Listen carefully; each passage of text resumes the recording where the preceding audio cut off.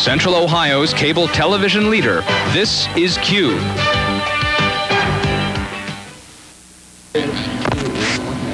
"30 seconds. Boy, it looks like they're on the money. Next we'll be fading to black, then we'll roll V1 and fade up on V1, sound on.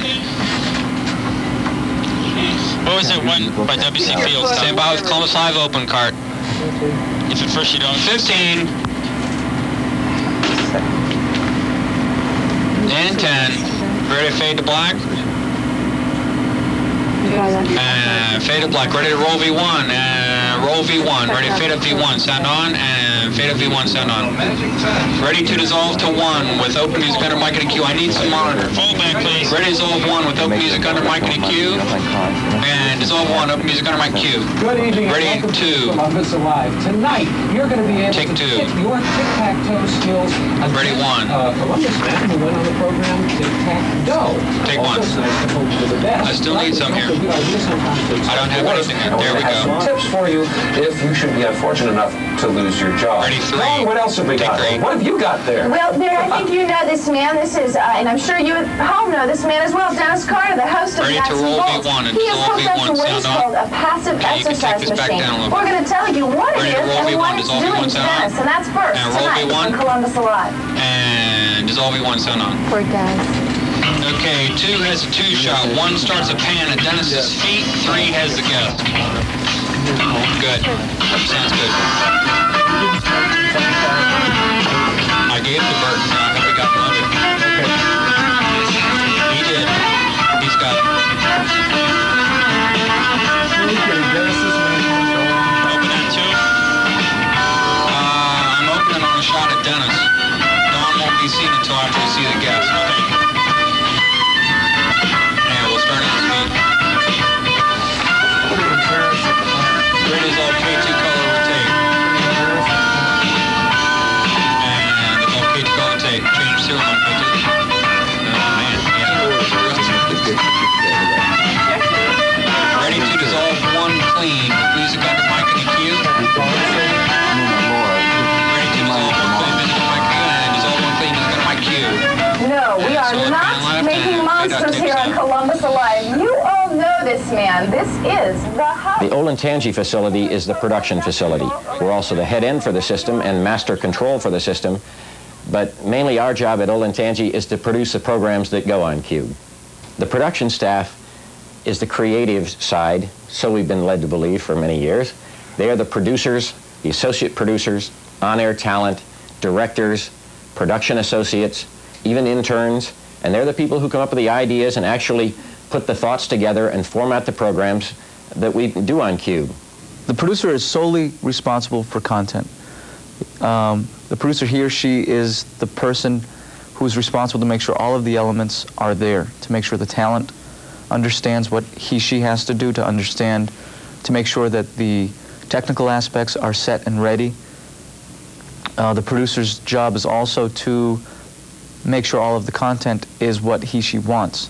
In the case of Nuts and Bolts, it is my job to make sure that all of the little tapes, all of the little bumpers that are used are exactly what the show should have, that they fit the guidelines of a certain show. A show like Columbus Alive, the producer's job is pretty much different than what I would have to do on Nuts and Bolts, yet it all boils down to the same thing. Okay, essentially my day starts off with reworking that day's script.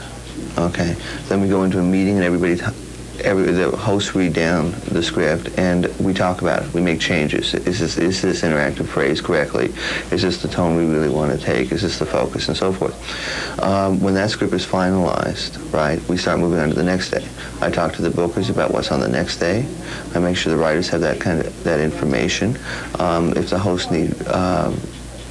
If the hosts need additional information or they're unsure about the segments, we talk about that and that'll cover my day till about 5:30 when we go into rehearsal, and then the show goes on at 7. We all sit down and we have a meeting, so if there's any problems with the script, those problems are ironed out then. Then the majority of the afternoon is usually sitting down and watching the soaps, getting synopsises for those individual soaps that we're talking about today. Also coming up with contest ideas for future shows, writing personalities for future shows. we sit down and meet after every show and say, okay, last night's show was really good except for blank, blank, and blank. Let's work on that. In some cases, it's a segment dragged too long. In some cases, the guest was totally out of place. So we meet pre-production-wise on fixing all of the mistakes we possibly can, which doesn't mean that the next show is perfect, because what always happens is you fix the leaks in the boats that you had last week, and by next week you got a whole new set that you just can't always find. That's a producer's job. It's always to fix the leaks in the boat and to make the boat work. If it's the first for both, I'm going to go when we're done. The first for both, and we talk about God. And specifically what I do out on the floor is I help Cindy. I direct her and assist her in any way that I can, keeping her abreast as to what's coming up, keeping her on her toes. I help her out with spontaneous questions. If a viewer calls in to ask a question, I'll help her with the phrasing of the question if she needs the help. What I usually do is I'm listening to content so that I'm on headsets to somebody on the floor that in case a question is missed or I want to shorten or lengthen the interview, I can make those decisions. I'm watching the monitors. Again, it's just a question of overseeing. I mean, is the interview going the way I want to? And if it isn't going the way it was planned or worse than it was planned or whatever, then how to change it out there on the floor. I mean, essentially winging it becomes a version of spontaneous writing almost. More than twice in 3 years, I believe, is the rule. However, they find a way to get around this by going 366 days before they're on again. But there's a little pack of them that run around and they compare notes, and yeah, there's some real experts, some real pros in Los Angeles. In all of your studying, did any of the questions you studied get asked when you were on the show?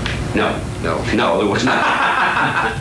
The toughest part is, by virtue of being on 4 hours a week, is coming up with material to fill that 4 hours and not repeating yourself too much. I don't mind repeating what was a great segment 2 years ago, mainly because I think people haven't seen it, especially if we can come up with a different approach. That's the first toughest thing. The second toughest thing is to find unique approaches to segments that are pretty standard. In other words, if you have a guest who's touring, 8 million cities in 3 days, he's asked X number of questions, and you can see his eyes just glaze over. And so what you want to do is come up with the question or the hosting ability or some kind of thing that will make him more exciting than he would be on other shows. When you clear everything out of the way, our job is what goes on in the QUBE system and the programs that we make. And trying to keep all those folks going together, it's a little bit like sometimes being boss and father and psychiatrist and friend, I hope, to everybody. Well, here at QUBE we have 3 studios, 2 minicam units, a full remote truck, and all of the associated equipment that goes with it, 21 operators. Say someone coming in from the outside, a new hire, would start off with a studio assignment. Now, in a lot of places in a traditional broadcast setup, they would be assigned to run camera, and that would be all that they do. Now here, we have a lot more flexibility than that. On a studio assignment, the operator is trained for and responsible for virtually any function inside the studio. That may be putting up the set for the show, making sure that it's properly lit, going through and doing